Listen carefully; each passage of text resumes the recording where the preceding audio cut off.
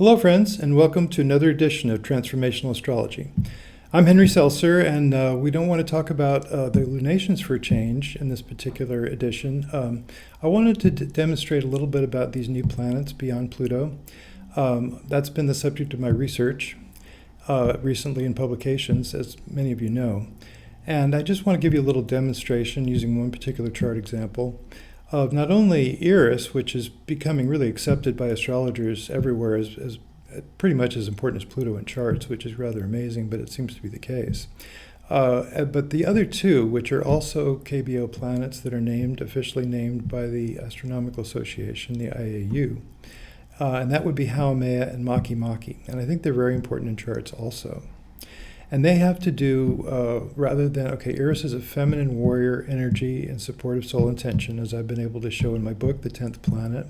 And just ever since the book came out in 2015, all the evidence that I've found since then, which is tons, all points to the same thing. It really does come to a place where we understand with powerful Eris placement in the chart that we really have to go to depth within ourselves, have to do what we deeply believe in order to fundamentally be ourselves, to be our most authentic self, to follow up on what is the most important to us, the things that we cannot not do. That's where Eris comes in. It's a feminine warrior, and it really has to do with deep purpose, soul intention.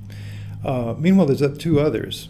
Haumea and Makemake are only slightly longer in their orbital period than Pluto. Haumea is 284 years. Of course, Pluto is 248. But these are slightly longer. Haumea is 284 years, and Makemake is 309. So they're kind of similar. They move around. They kind of follow each other around the chart if you look over time. And I have a new ephemeris that just came out called the ephemeris of these KBO planets, trans-Neptunian KBO planets. And it's very nice from 1900 to 2050, and you can see the positions and see the stations and see how it keeps trying to get like Haumea is getting into Scorpio, but just almost got to Scorpio and then just turned around, retrograded, but it will get to Scorpio next year, 2023 year. Anyway, you can see all that in the ephemeris pages, and that's on Amazon also, my authorship. And the example chart I would like to show you is the example chart is Elon Musk. So let's transition over to that. And here's a little snapshot of Elon Musk. And, he is quite a controversial figure right now, especially since he just bought not a yacht or an airplane or even a spaceship. He actually bought Twitter for $44 billion, and he wants to take it private, and he wants to kind of, he espouses in his own thinking about it, the public square, the ability for people to realize that, free speech is very important, that anybody can have a voice, anybody can say anything, and he wants to allow people to speak. They might have timeouts if they lie. According to the way he sees things, he doesn't want to permanently ban anybody. People think Trump might get back on Twitter as a result of this. And it's causing quite a stir, both in right-wing and left-wing progressive circles. Some people feel like, well, a billionaire shouldn't be controlling free speech. On the other hand, he's trying to liberate it, I think, from maybe technocrats. Anyway, he's very controversial, but I think he has good motivation. There's a great TED Talk about Elon Musk, and a video also that was done with the president of TED. And kind of accompanying it. And he says some very interesting things. He says he's all about the truth. That's one reason he's so into the Twitter thing. He's just a stand-up for speaking the truth. And I think that's great. I mean, there could be worse things to be in favor of. And then the other thing is he's so passionate about climate change. I mean, he has made it a crusade to defeat the fossil fuel situation with so much carbon in the atmosphere and causing the greenhouse gas effects of heating. And it's a serious problem, and maybe not people don't take it seriously enough as far as governments. As far as everybody looks outside and it looks like it's okay. A senator brought a snowball into the Senate chamber and said, hey, you know what, there's no such thing as global warming. Look, here's a snowball right here. So anyway, people have a hard time seeing it happening. It's an intellectual realization, I think. So that's been a tricky thing, and here he's pushing it, pushing it. That was his whole purpose in making a beautiful and a successful electric car. Teslas are doing very well. That's why he's got all this money. He made it happen. He had to sleep on the floor of the factory to inspire people because it was such a slog to try to get the automation to work and the actual automated factory to work to be able to mass produce the cars. The scaling was the factor that was the biggest problem, and as he says in this TED Talk. And he really had to go for it to make it happen, which he did do. So I think it's very interesting. And we also have these new planets in his chart, which are quite fascinating. So if we just look, before that, if we just look at the basic chart pattern, and it does speak about that in the time passages software over here, a funnel leading Saturn, focus Mars, and that's referring to this half of the chart. See, if you discount new planets like Eris, even like Chiron, which is a planetoid, I guess, and here is Haumea over here and Makemake over here. If you discount those and you just consider that all the planets in the chart are within this 180 degree opposition, which is very characteristic opposition, by the way, between Saturn, right at the beginning of Gemini, and Neptune, Jupiter, in conjunction, and they're opposite each other, and that's a pretty strong opposition. And then the only planet outside of that you see is Mars. Mars in the North Node, in what would be the 8th house in terms of a solar chart, because we don't have the time of birth, we're going by just putting the sun on the horizon. You see this is the actual horizon here. So looking at the traditional planets, it's very interesting because what do we see with Saturn and Neptune is we see idealism with the Neptune, Jupiter, and practicality, both of them combining. They don't always combine perfectly, hence the problems he's had, but he is certainly a visionary, with SpaceX, his space company. He's doing actual practical work out in space, bringing parts to the space station up there and trying to recover the first stage of the rocket and so on, done all that. And the visionary thing about all electric cars as well, and and making a colony on Mars. These are all the things. Mars, by the way, are interesting, right? These are all the things that he's up to, and it does involve a visionary impulse with a practical outlet, which is the Saturn, Neptune. I think it's fascinating to have that. And to have all these other planets here. We can look at the solar houses, which do give an indication, even though we don't have the birth time. And it is interesting that he has the sun strong with Mercury also, also sextile the moon.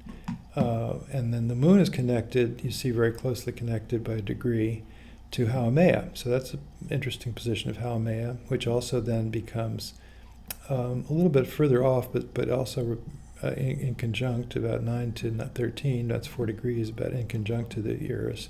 And Eris lights up anything in the chart that it connects with. So Eris with Chiron makes that sensitivity to inner wounding very strong.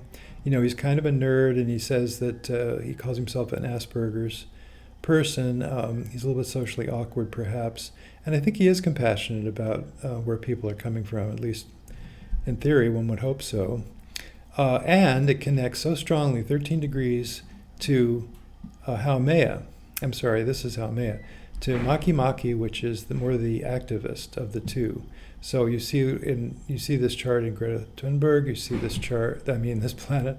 You see Makemake powerful in charts of environmental activists, people of activists of all kinds, actually, but people that are specifically very interested in the Earth activism. Trying to save the planet.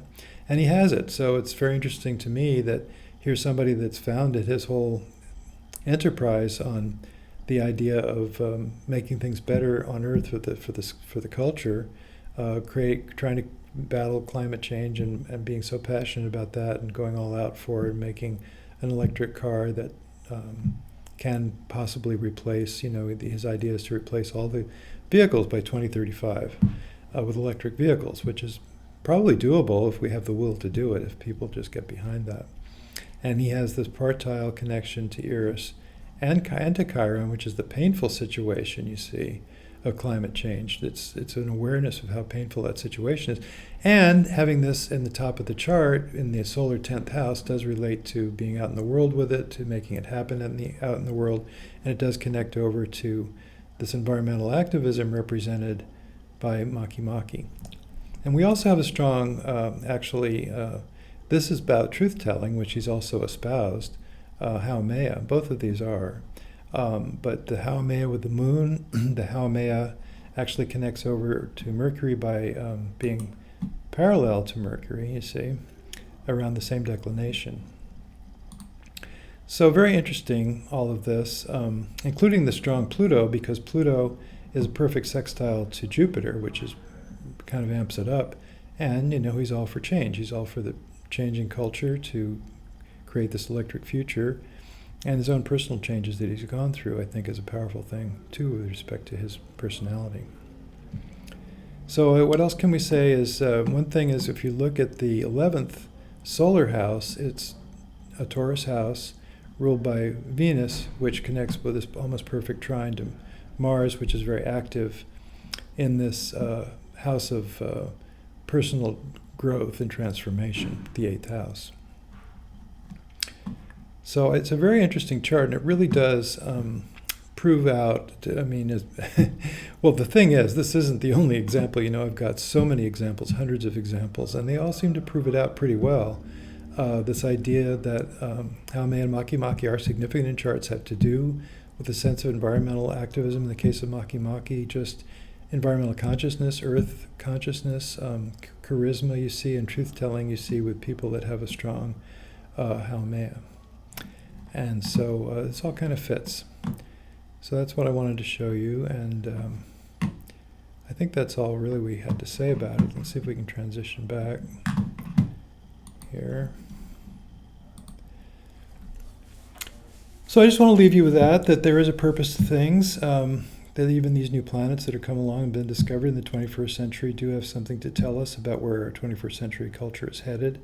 That there is this big issue of being kind and telling the truth and having an inner moral compass that we adhere to, that we obey, even though it's tempting to violate that, to go and just make money for ourselves or lie to get away with something, that's the temptation. But really, there is a reason to be true, because we're being true to ourselves, we're being true to the culture, the cultural possibilities that we could see if we could all kind of shape up a little bit.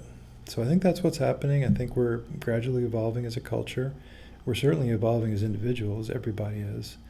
And it's really up to all of us, which is another one of the messages of Eris, that, Eris is about taking your individual responsibility for what you can control, what you can do, how you can act, and acting in accordance with your principles, your beliefs and your principles. Your bottom line principles, what you cannot not do, to get in touch with that within yourself and to just go for it. And so it's been a fascinating ride for me studying these things and being able to put them in the time passages software as well. Oh, one thing I can show you with the chart is this position of Haumea. Well, no, I guess I was thinking more of the Eris with Makemake. So I wanted to show you just one. All of this is interpreted. We have the house positions of these interpreted, and very nice interpretations, especially for Eris, but for Haumea and Makemake as well. And let me just show you the one for Eris trine Makemake. With Makemake an aspect to your natal Eris, generational aspect, you are a natural-born activist, expressing in word and deed your resistance to whatever seems to oppose your intuitive sense of natural law concepts of right action, right relationship, or specifically defending the environment. You feel these truths so strongly as to be amazed that they are not clear to everyone in your culture. Your actions on behalf of these issues being simply obvious to you. In some cases, you could be very definite or even extreme in pursuing these social environmental agendas. And that forcefulness comes from an absolute bottom line necessity within your heart that insists things to be able to change for the better.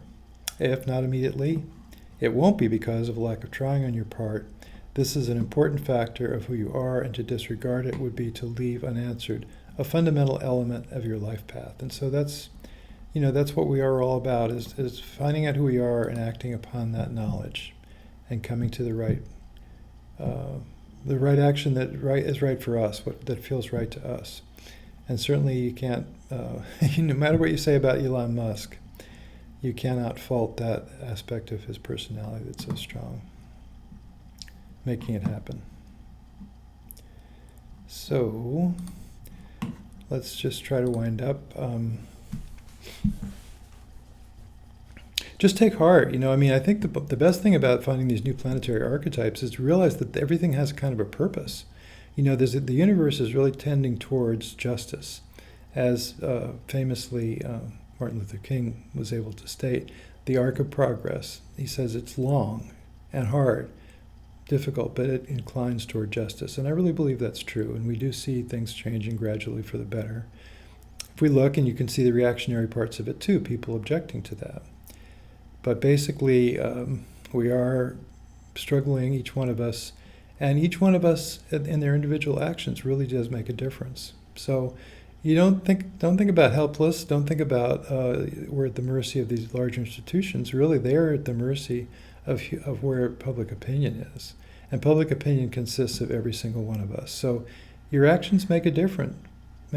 Your beliefs make a difference. Acting upon your beliefs and trying for a better world, it all makes a difference. It all serves to further the evolution of the society, which is very important.